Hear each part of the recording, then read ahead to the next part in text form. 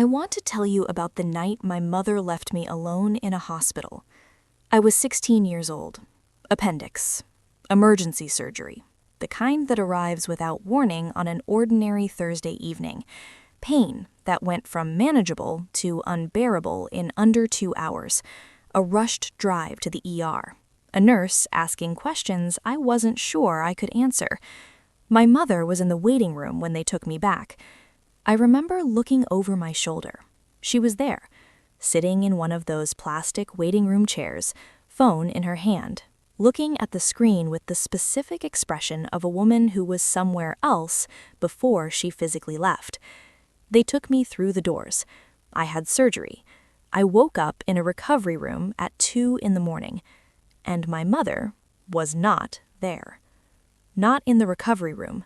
Not in the waiting room when a nurse helped me walk past it the following morning, not answering her phone when the hospital staff tried to reach her. She had left sometime during the surgery. No note, no message, nothing at the nurse's station. She had simply gone. I was 16 years old, and I had just had emergency surgery, and I was alone in a hospital at 2 in the morning, and my mother had left. My aunt came.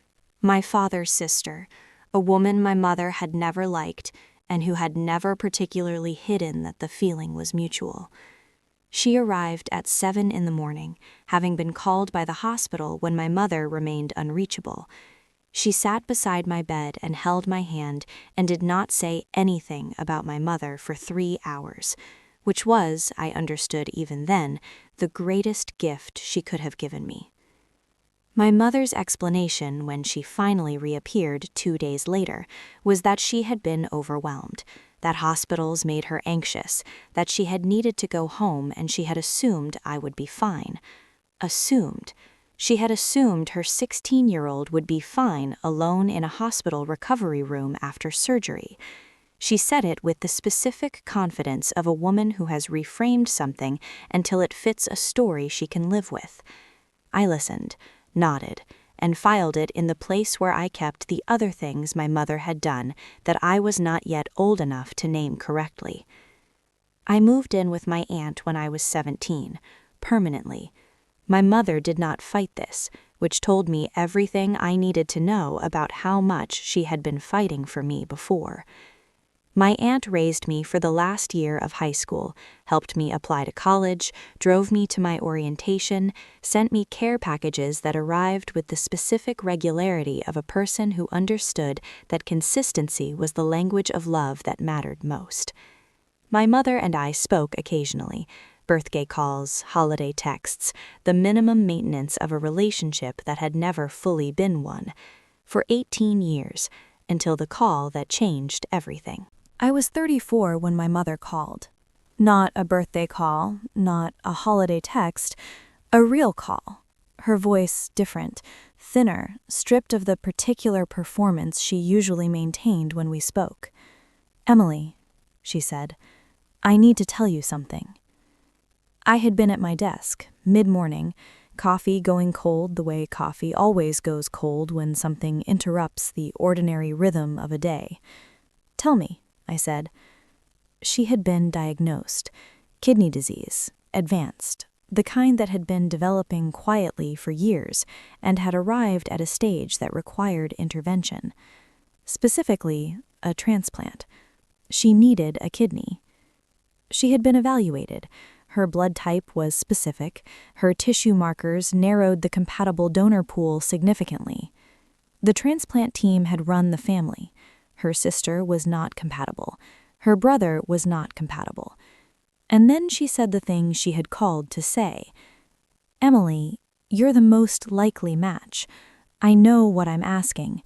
I know I don't have the right to ask it." The silence that followed lasted longer than she probably expected. "I'll get tested," I said. Not yes, not no. I'll get tested, which was the most honest thing I could offer in that moment. I hung up and sat for a very long time. My husband, James, came in from the kitchen. He read my face the way he had learned to read it over 9 years of marriage, quickly, accurately, without needing to be told. "What happened?" he said. I told him. He sat down.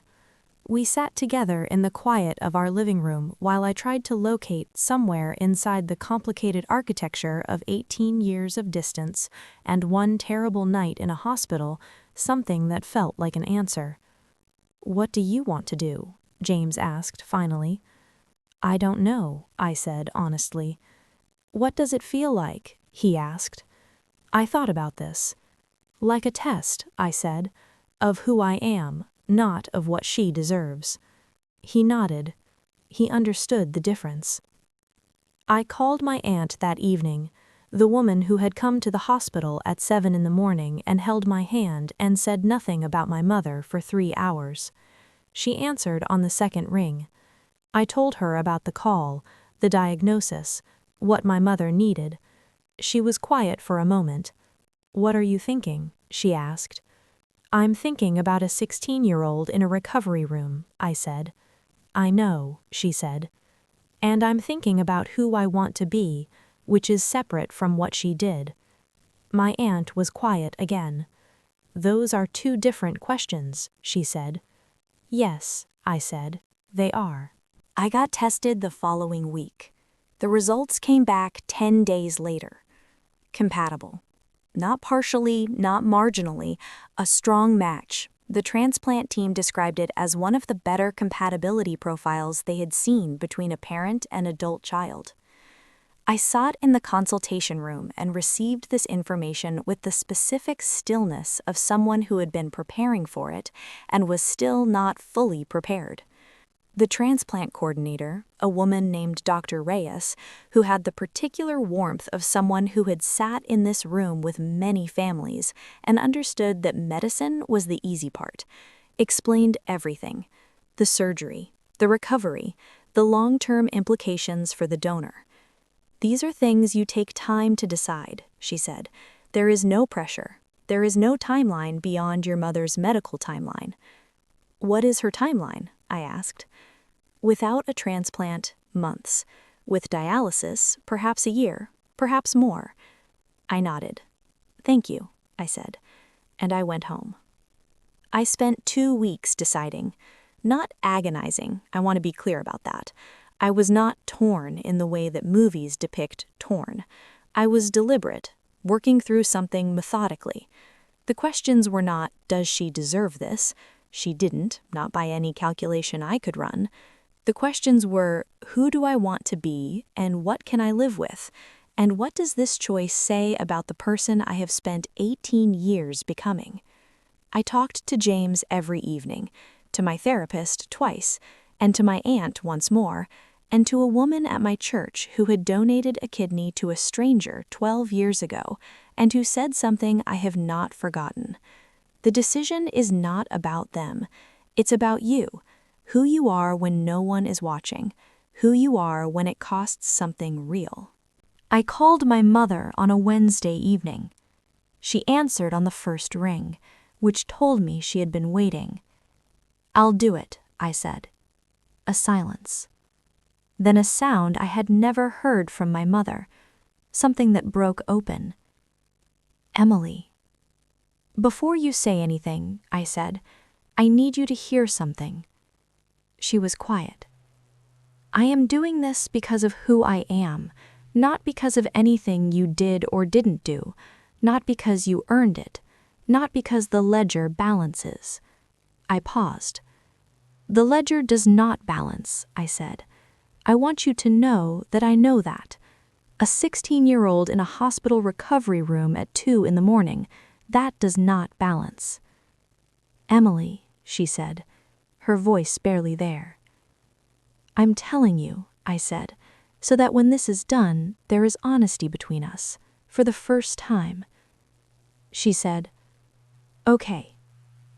"And I need something from you," I said. "Anything," she said. "The truth," I said. "About that night, about why you left. Not the version you've told yourself, the actual truth." A very long pause. "Yes," she said. You deserve that. We met in person a week before the surgery. My mother looked smaller than I remembered, not just physically, though the illness had taken something visible from her, smaller in the way that people look when the performance they have maintained for decades has finally run out of energy. She told me the truth about that night, all of it. She had been in a relationship, one I had not known about, one she had been hiding from everyone. The man she was seeing had called during my surgery.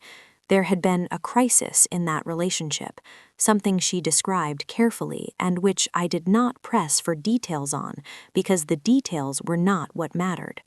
She had chosen him over me at 2 in the morning in a hospital waiting room while her daughter was in surgery.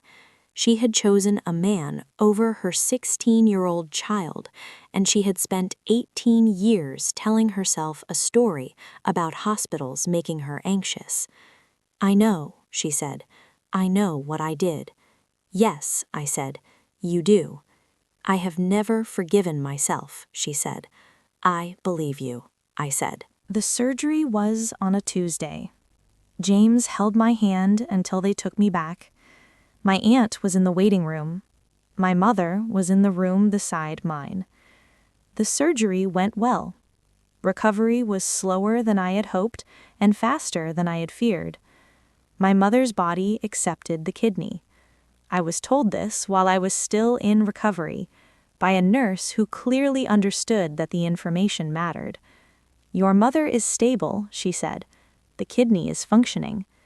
I nodded and felt something I had not expected. Not relief exactly, not satisfaction, peace.